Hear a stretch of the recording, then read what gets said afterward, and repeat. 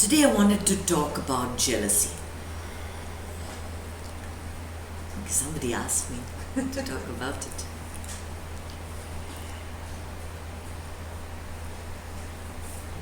Jealousy is considered to be, according to my master, a distortion of love. Because it comes from wanting the other. There are 6 distortions of love: arrogance, greed, jealousy, delusion, anger. 5. There's one more. Never mind. It's all in the book. And most of you have the book. Jealousy comes from coveting something else, right? Something that you don't have. So when you covet someone's wealth, it's greed. When you covet someone's fame, it's delusion. Because fame is something that's transitory. It's there for a minute, it's gone. Another. When you covet someone's money, it's pure jealousy. Right?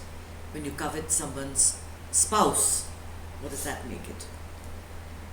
I don't know.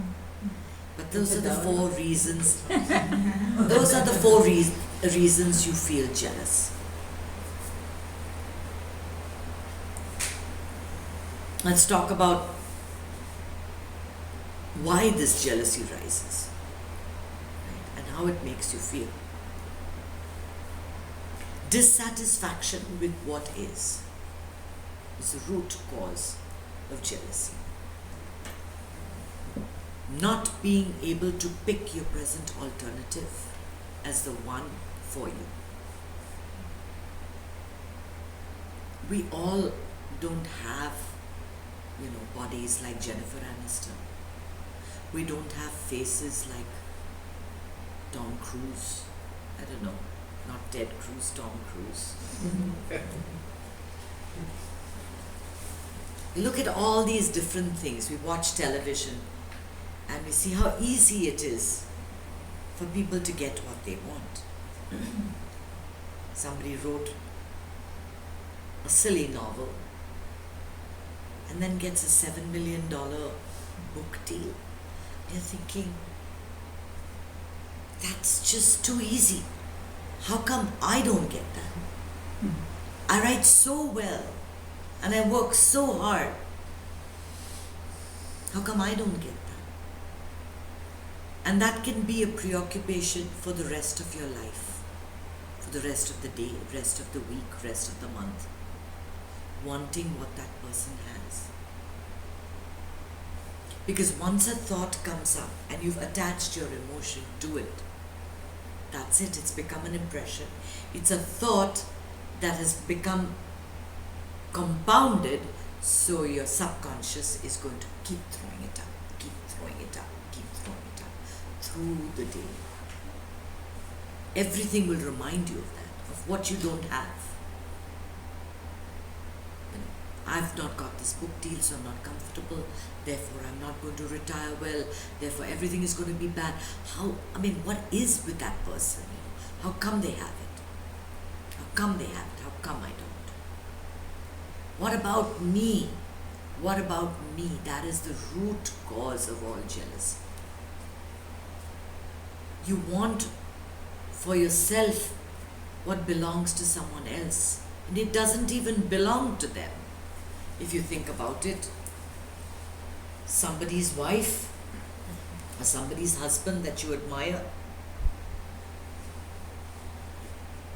that man doesn't belong to his wife. That woman doesn't belong to her husband. She just is. But you're jealous that he has got this beautiful trophy wife whom you want for yourself. You can't even afford that trophy wife. You're going to have a lot of other trouble if you get that wife. But that doesn't matter, you're not thinking of that. Sometimes jealousy arises out of this need for constant adventure. We always want excitement in our lives. A new car, a new dress, and not just any dress. You want an Armani, you want a Gucci, you want a Chanel. Those are the things you covet. Because to buy a J. Crew or other Inc. and Company, those you can afford, right? Those are easy to get. You've got plenty of those in your closet.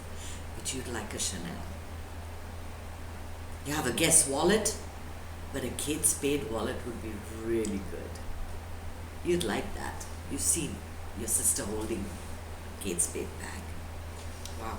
Today it's Kate Spade. Tomorrow she's bringing a Tory Burch. Okay, am I getting all the names right? Yeah. Yes. Okay. Armani, Johnny Choo, not Johnny Choo. Jimmy Choo. Okay. Yeah. They make shoes. Yeah. Every day she's bringing a new bag. She must be doing really well. How does she afford it? How does she get so many bags? And what about the guy down the street? The guy in the opposite house. He has a Jaguar and a BMW. He's a pastor. And yet he has these cars. That may be the line for me to go for. And I can get all those cars. I have a 14-year-old Lexus, which I'm sure somebody else is envying, that it's 14 years old. Right? Have you ever thought that whatever you have, you're better than a whole bunch of other people? And they're envying you right now. They want what you have.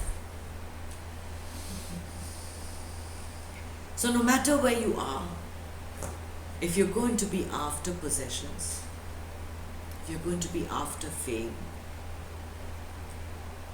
you're always going to be certain people that have got more than you. And there's always going to be people that want what you have. So how do you deal with someone who you know is visibly jealous of you? Says mean things to you. What do you care? You have everything. All those mean little barbs, and you know they're jealous. One technique is to praise them with superlatives. When you find that someone is jealous of you, praise them for the qualities that they have. They'll get so shocked that they'll back off. And they'll feel good. Praise is always good. You always want someone to say nice things to you. Feels very nice to receive compliments. Feels very nice to be appreciated. And especially when someone is jealous and you know that they're jealous, praise them, try it. And what they're going to be really jealous of, especially if you're in this group, is your happiness. That smile on your face. How come you're always smiling? How come you're always happy? That is a prized possession. It's a possession that the whole world covets. Most of the world, most of the people are unhappy and don't know how to be happy.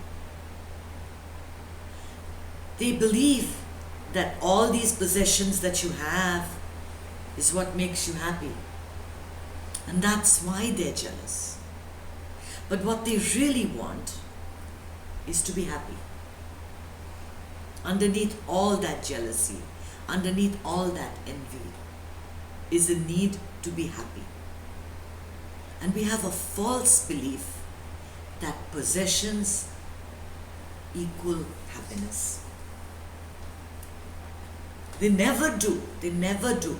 They only make you happy for a very limited time. They only give, then you want something else. And a car, a dress, and a bag do not define who you are. You are much more than that.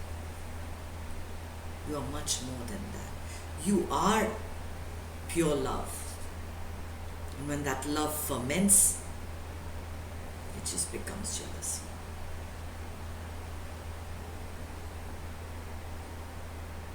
If there was no coveting, what would remain would be pure love. When all this ferments, then it becomes anger and jealousy and greed. Jealousy, someone famous said, is like poisoning your own banquet and then eating it. Who does it affect? You think the other person even cares if you're jealous of him? He's not even bothered about you. He hasn't given you the slightest thought. But you have thought about it and thought about it and wanted and wanted and wanted what you can never get, and ruined everything.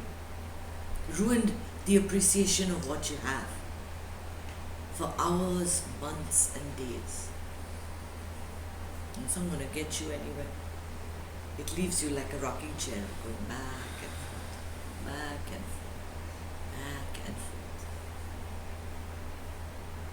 And we've all dealt with it at some point in our lives. We've always wanted what someone else had, even if it's for a few moments. For some of us, it's for a few moments. For some of us, it's like a full-time occupation.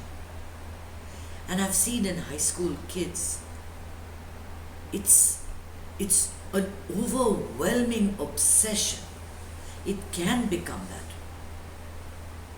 That you really want something so badly that you're willing to destroy the other person. The popular girl, the one that's beautiful. You're willing to destroy them. And how does that make you feel at the end of it? You destroy the other person.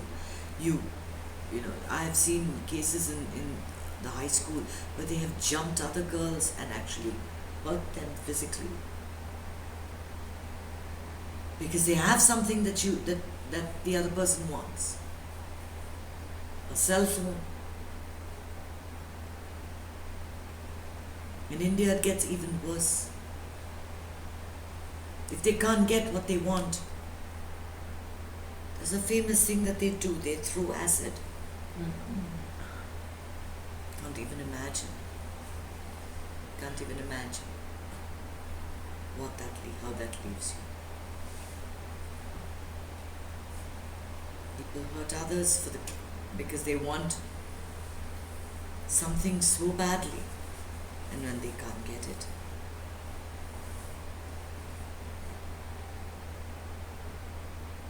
It's not worth it. You never know what the other person's journey is. They may have a Tory birch purse, but that certainly doesn't mean that they're happy. They may have all the wealth, but they're spending 5-10 hours in the gym trying to get the body that they think will keep the man that's giving them all the wealth. That same body which has a habit of growing old, of wrinkling, of sagging. It's inevitable. It's going to happen. It will age. And eventually it will eject you from it. What you're going to do but then?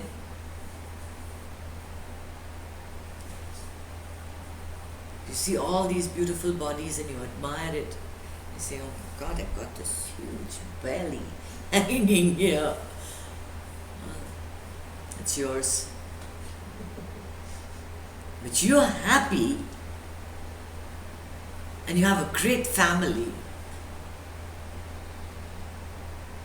You've got so many things to offer to the world that they don't have. So let the jealousy go. Let it all go. It's much better to be happy with what you have. Recognize that when you covet something that you can't get, it. Accept that situation. It's okay. It's okay. How can you ever get everything that you possibly want? You can't. There's always going to be something more that you want. the best way to go through life is to be perfectly happy with whatever you have.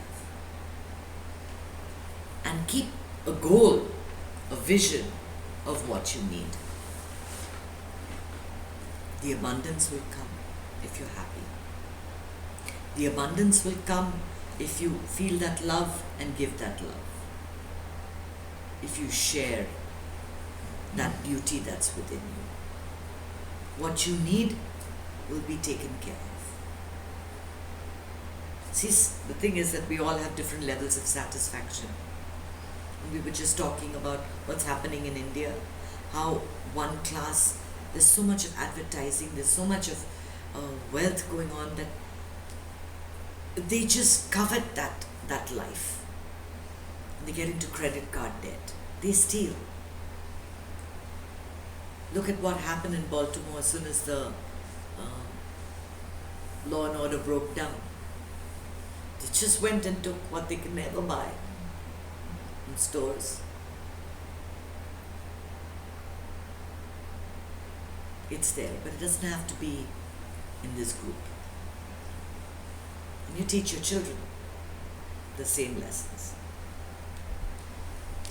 To avoid jealousy, because you want to be happy. Jealousy is the worst kind of acid inside your body. So that's how, it all grows. You can't solve the problems of the whole world or help other people overcome their jealousy, but you can certainly do it to yourself. And when you feel people are jealous of you, try the technique of praising them. Try the technique of just using superlatives, saying, wow, I really admire this in you.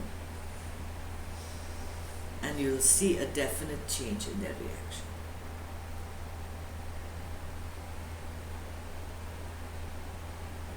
So let us resolve to just remain present, accept our situation, and recognize that happiness and love is all that we really need to live this life well.